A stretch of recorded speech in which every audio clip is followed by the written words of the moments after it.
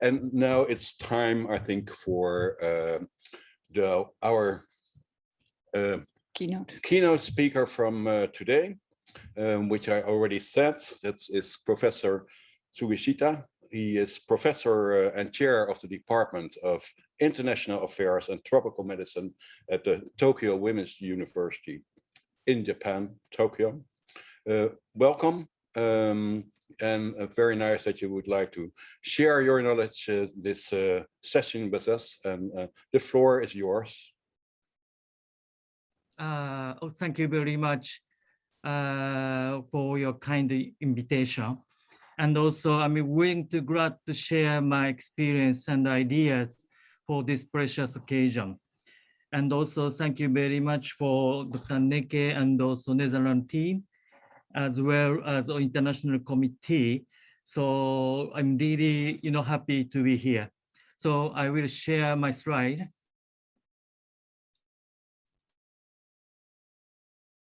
Yes, I think starting from Canadian promotion video for MCH services, as well as also Dr. Yamamoto's also remarks. And also we see 3 countries report for MCH handbook digitization. So all in all, we are in favor of digital transformation of MCH services and handbook. But I think more than that, digital transformation in the health sector is really meaningful towards promote open democracy and also open government. It means enhance women's and children's voices into the social transformation. At the end, we are creating new world rather than past, not voting, but also everybody is accountable for making choices and also transformation in the better world. So I will tell you about my experience. I'm really working in Africa mainly for health system strengthening and also, MCH services.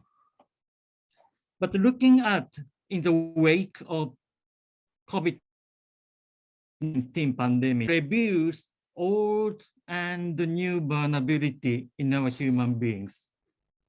The world trend for new cases of COVID-19 is a more bluish area is more affected. And surprisingly, Africa and some part of Asia, it's not so much affected lot. Also, mortality cases per million actually also affected much in developed countries rather than low and middle income countries. So that is a really miracle experience to us, all of us, what's happening this pandemic.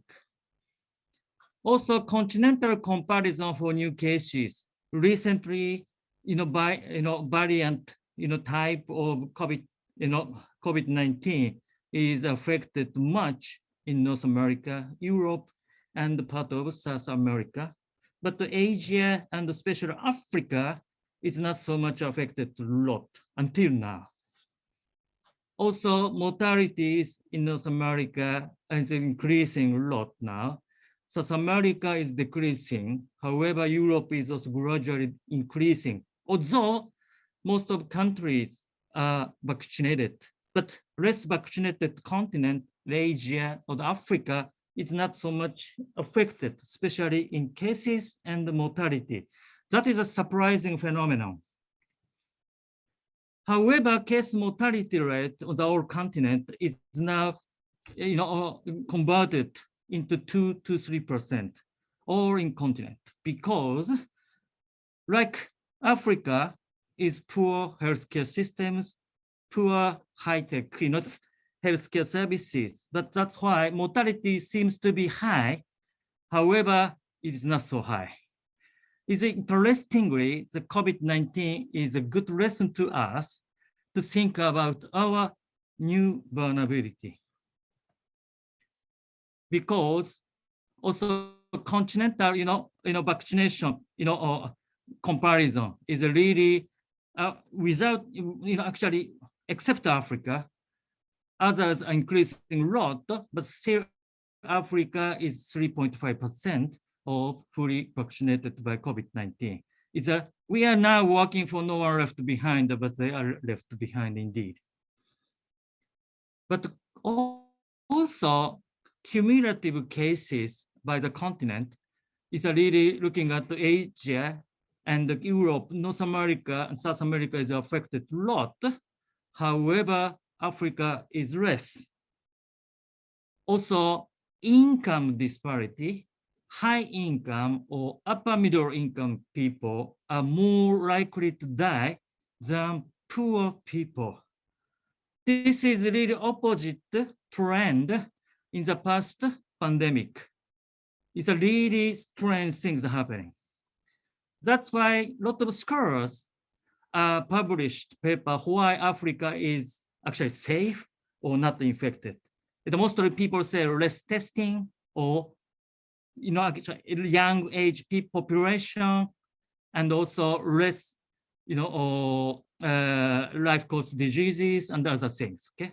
However, it's not so much determined.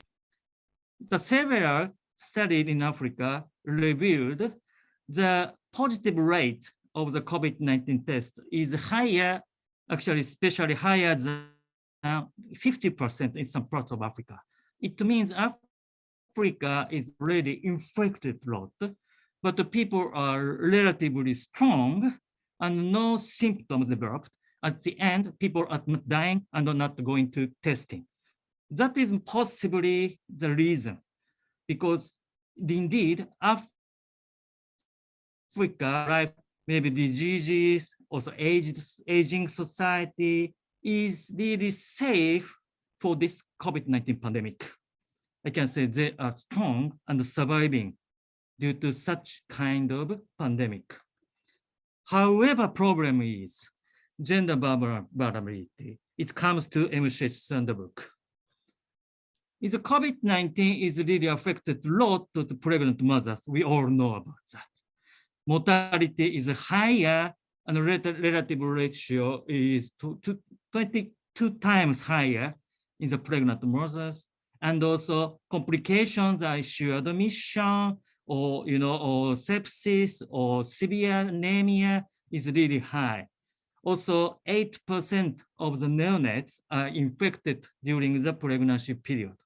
So we have to think about that. Is a pregnant mother is so vulnerable, but also in the shadow of pandemic, the COVID-19 not direct, but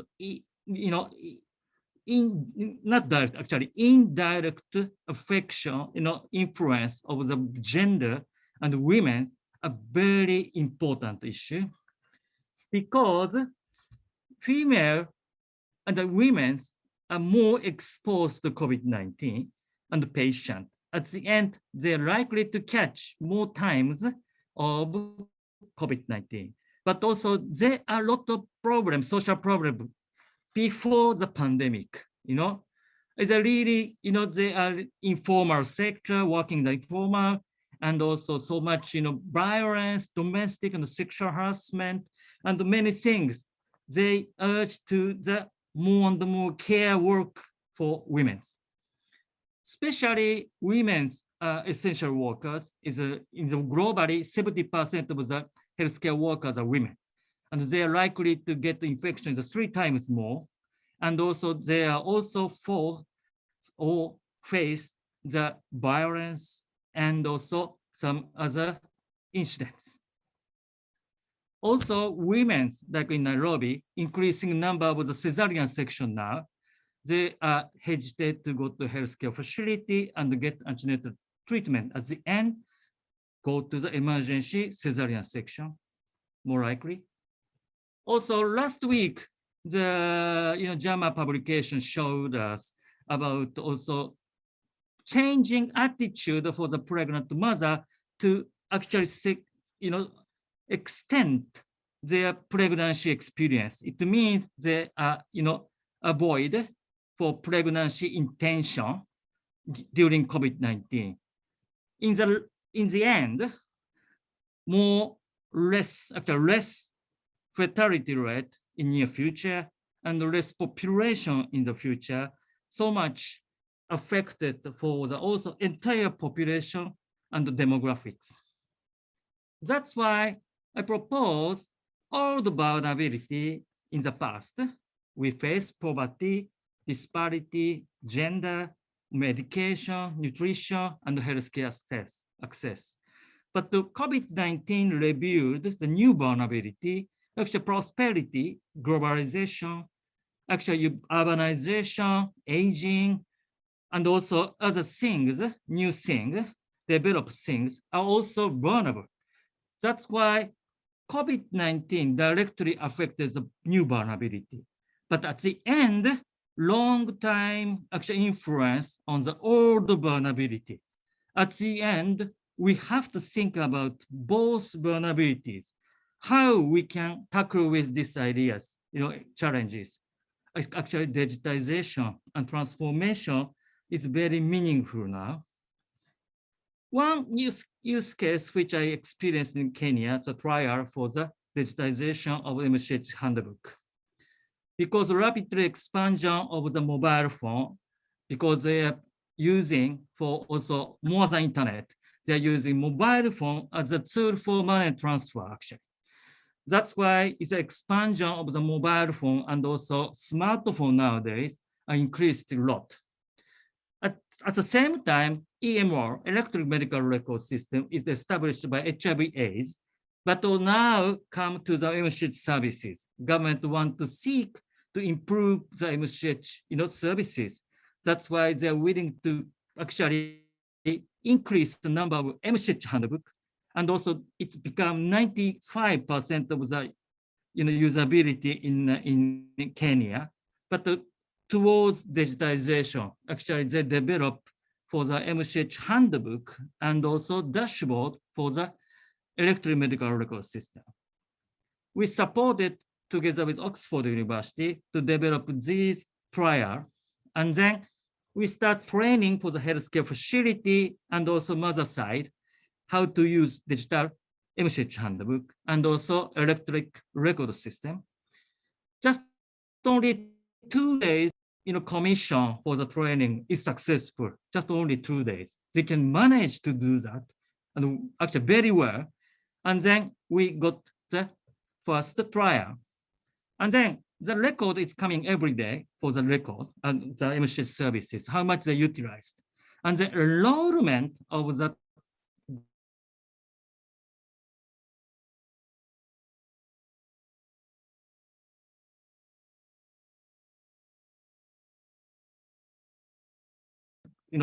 handbook is increased a lot because we also they find out which service is not attendable or it's not good in some facilities at the same time.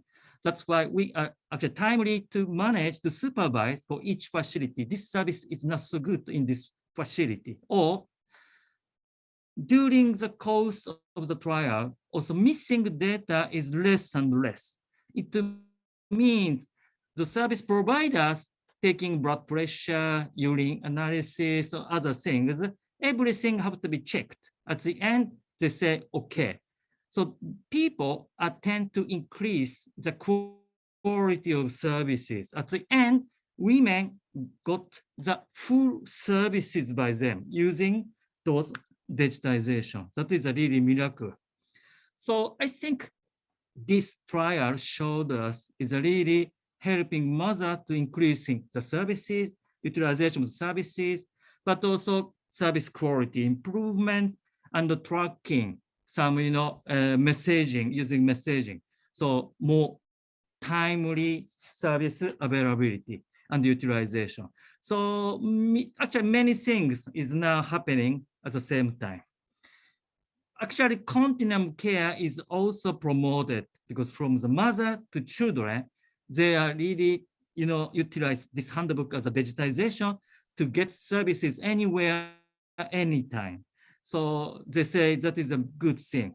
There is no hesitation switch from the handbook to the digital application, because also digital application using money transfer to get demand side financing program. It actually 3 times 4 times antenatal get, services, they get rewarded some transport money to the smartphone or mobile phone using M-Pesa mechanism. So it means that expansion of the digitization of the MCH handbook is now adopted by the National Health Insurance Office by the government. They utilize for the free maternal services using digital transformation, digital devices, and then using very simple insurance payment, and then they get free service of the total care of the mother and the children. And then it promoted actually M insurance scheme, so-called medical credit scheme. Actually, medical wallet is now inspired by several firms and then utilized by the women who are joined to the insurance system. And then those data actually to showing like a GIS system showed this is the best hospital nearby you. And also this is a 5 stars, the best doctor in around you. And the cost is like this. Waiting time is like this. So we can see all the service is now open to know, to change their behaviors, healthcare seeking behaviors. So I think that is happening also actually, uniting to several, wearable devices and some digital, data, devices. So it is a really miracle to expand their possibilities and opportunities. But then also promoting also national kind of innovation and also starting from the innovation hub, like I have in Nairobi, also many people come into the healthcare services to improve the application and programs. And at the end, some of the African countries now digitization inspires the young people for the social entrepreneurs. So it's really changing the scenes. Also in Japan, also we have, electric medical MCH handbook, and also actually UK is also adopting for the many kind of aspect of the MCH handbook. But also importance of the globally, the M-Health, E-Health initiative is increased a lot in the several aspects of the healthcare systems, okay? They are piloting and also now conventional. So it's really increasing those trials in the world. Lastly, the opportunity for digital transformation. Indeed, women facing many challenges, like, 50% delivery without healthcare professional in the world, 830 pregnant mortalities in every day, also unsafe induced abortion, teenage pregnancy, fistula, and other incidents for the women's bodies are still there. We have to challenge all of these. It's not conventional mindset. We need some digital mindset to change the whole landscape of mothers and women's challenges. Indeed, also actually health service hesitation during COVID-19 is there. Especially MCH services is not prioritized and they are hesitant to go to health facility in the world, every country. The reason why is a really fear and the financial problems there. The women having fear to visit the health facility, they escape some antenatal visit. At the end, some cesarean section in the emergency have a financial problem because they lay off. And also they are informal, not job security. So they are easy to get out of the healthcare systems. So those challenges can be changed by the mutual cooperation for the information sharing, okay? A lot of material in the world during COVID-19, but that information is open public, and how you can utilize those information into that one smartphone to learn about from the global experiences, okay? So that is really meaningful for the emergencies. MCH handbook is now become personal tool into the social and public tool everybody can get any information from the world. At the end, they can make decisions actually through the smartphone. Even children can say something into the global system to change, transform the better MCH services. It means actually the opportunity for digitization from the paper-based into the digital-based is really changed into the more communicable, more get information from global. And not only linking to the healthcare facilities, also linking to the government, also data-driven healthcare policy making, and also globally to reduction of those big challenges in the health sector. Also, fintech, daily tech, or fintech, okay, for financial, female and baby technologies are there.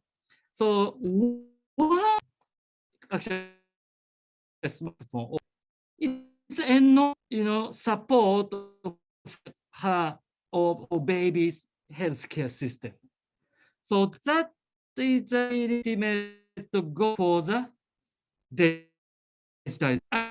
I just, say some, futures of the mobile phone technology of digital transformation for like this. But more than that, I want to say, most important thing is now facing singularity. The automated intelligence is really converted to our human being brain, okay? And then more powerful than us sometimes. But why not use those powerful tools to also extend my knowledge, our knowledge into better future making? Actually, Audrey Tan, the digital minister in Taiwan, said three digital transformation: fast, fair, and fun. That is the principle of the digitization. He said a dynamic social ultimately meaningful for open government and open decision making.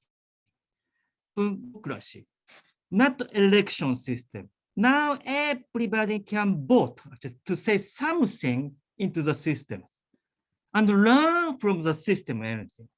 And then they can transform the society or government for the sake of their challenges, okay? Directly, actually. So this is a miracle for democracy, actually new democracy. So MCH handbook is women are so vulnerable now during COVID-19 and also maybe prolonged COVID-19 in the near future. However, using digitization for that MCH handbook will change their voices into the policy making, and they can learn from global experience for how you can also, to behave during the COVID-19 or the new normal era. So I think, like Hermann Hesse is a big novelist in Germany. He want to change our mindset into the better world. The Marx also try to change our social systems into the better world. But my teacher in Harvard, actually Amartya Sen, is uniting both of that, human being and also systems into the kind of entitlement, social transformation. Both sides, we have to do that, okay?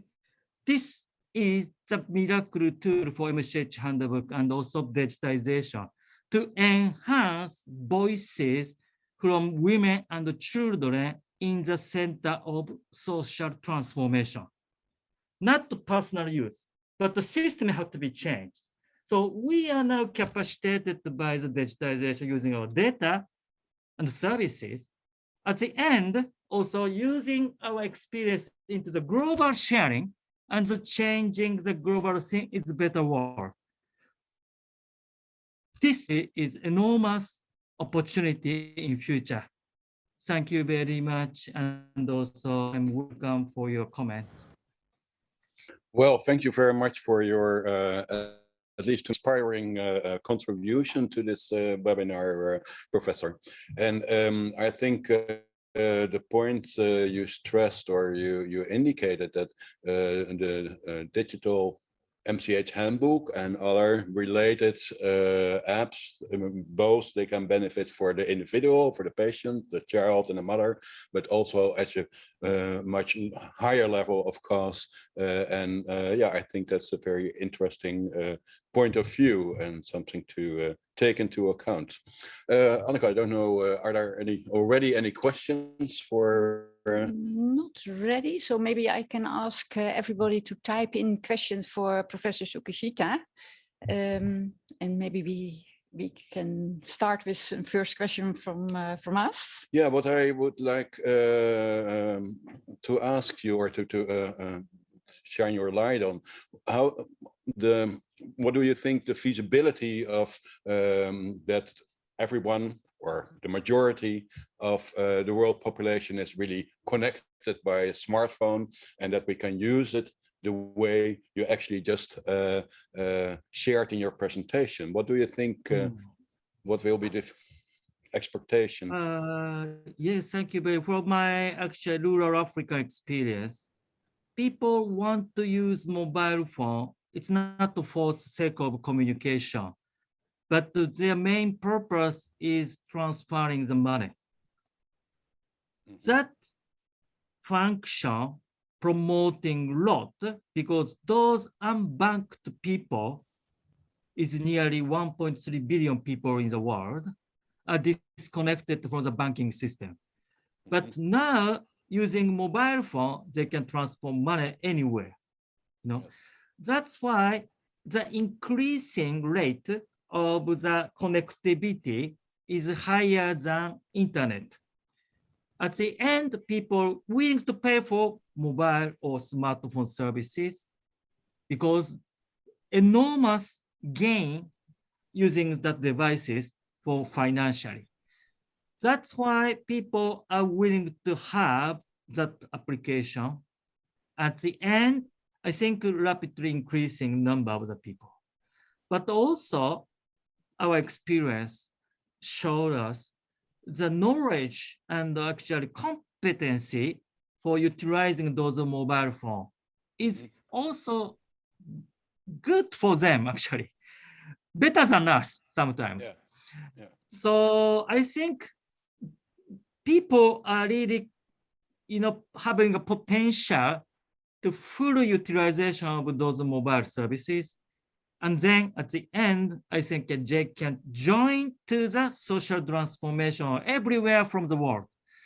So that is a really meaning for us. And starting from mothers and the children, they are vulnerable, especially by COVID-19.